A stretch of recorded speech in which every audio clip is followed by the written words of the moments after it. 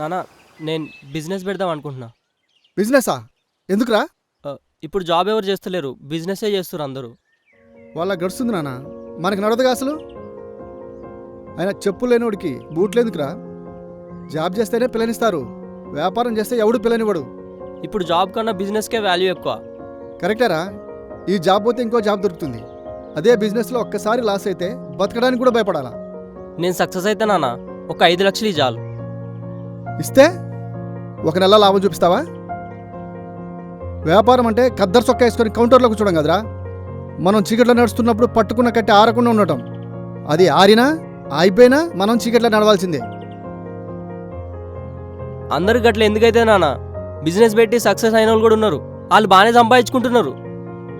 అందరూ వచ్చేదాని గురించి చెప్తారా, మిగిలేదాని గురించి ఎవడు చెప్పడు.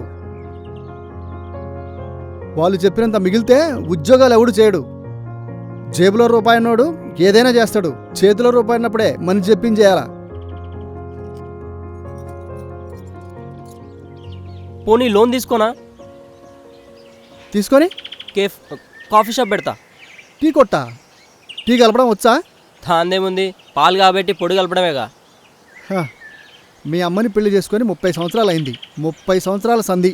అప్పటి నుంచి ఇప్పటిదాకా మిమ్మ పెట్టిన టీ బాగుందని రోజు చెప్తూనే ఉన్నా. అయినా నన్ను పని పిలవడానికి వచ్చిన వాళ్ళు గేటు బయటే ఉంటారు, ఇంట్లోకి ఎవడూ రాడు. మీ అమ్మ టీ దాగా ఉంటుందని. ఎందుకురా మీ అమ్మ కొడుకులు కలిసి మా జీవితాలతో ఆడుకుంటారు? పోయి జాబ్ చేసుకోపో.